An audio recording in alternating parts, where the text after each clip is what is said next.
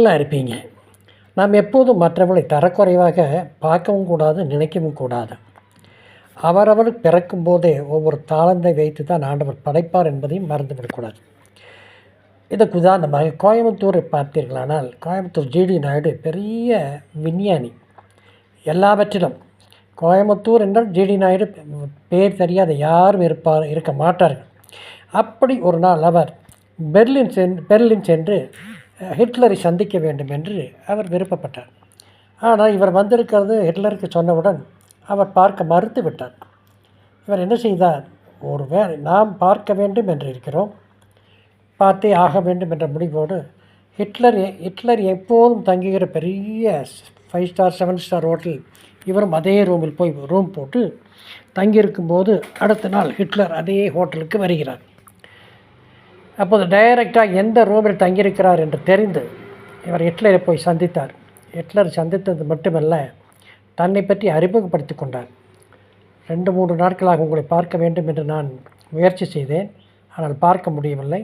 நான் கோயம்புத்தூரை சேர்ந்தவன் என்று தன்னுடைய விளக்கத்தை தானே அறிவிக்கும்போது ஹிட்லர் ரொம்ப சந்தோஷப்பட்டது மட்டுமல்ல, அவருடைய புகைப்படத்தில் அவருடைய கையொப்பமிட்டு ஜிடி நாயுடுக்கு கொடுத்ததாக ஒரு சரித்திரம் இருக்கிறது, இன்றும் இருக்கிறது. நாம் ஒருவரை சந்திக்க விரும்பினால் சந்தித்தே ஆக வேண்டும் என்ற எண்ணத்தோடு இருந்தால் நாம் எப்படியாவது சந்திப்போம். அவர் நினைத்திருக்கலாம், அவர் ஹிட்லர் பெரிய பதவியில் இருந்தவர், இவர் இந்த ஆளை எங்கே போய் பார்க்குறது என்று நினைத்திருக்கலாம். ஆனால் நாம் பார்க்க வேண்டியது ஆளை அவர் சந்தித்தவுடன் அவர் ரொம்ப சந்தோஷப்பட்டார். அதே போலத்தான் ஒரு முறை காரைக்குடி பெரிய நாட்டுக்கோட்டை செட்டியார்கள் அதிகமுள்ள ஊர். ஒரு முறை அவர் லண்டனுக்கு போய் ஒரு ஹோட்டலில் ரூம் எடுக்க போயிருக்கிறார். இவர் எப்பவும் நாட்டுக்கோட்டை செட்டியார்கள் என்பது எல்லாம் தமிழ்நாடு பொறுத்தளவு மேக்சிமம் வேஷ்டி, ஒயிட் ஷர்ட், ஒயிட் வேஷ்டி. இதை பார்த்தோன்னே ஹோட்டல்காரர் உள்ளே அனுமதி அளிக்க மறுத்து விட்டார். அங்கே செக்யூரிட்டி. இவருக்கு வந்தது கோபம். இவர் பெரிய பணக்கார், இவருக்கு வந்தது கோபம்.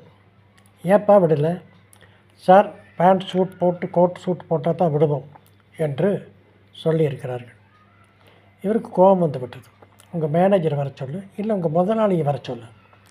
எதுக்கு என் மேனேஜர் வச்சுன்னு, எதுக்கு என் முதலாளி வச்சு, சொல்கிறத செய்யப்பா என்று சொன்னவுடன் என்னடா இருந்தால் இப்படி கூப்பிட்றாரு ஃபஸ்ட்டு மேனேஜர் வர சொல்லிக்கிறார்.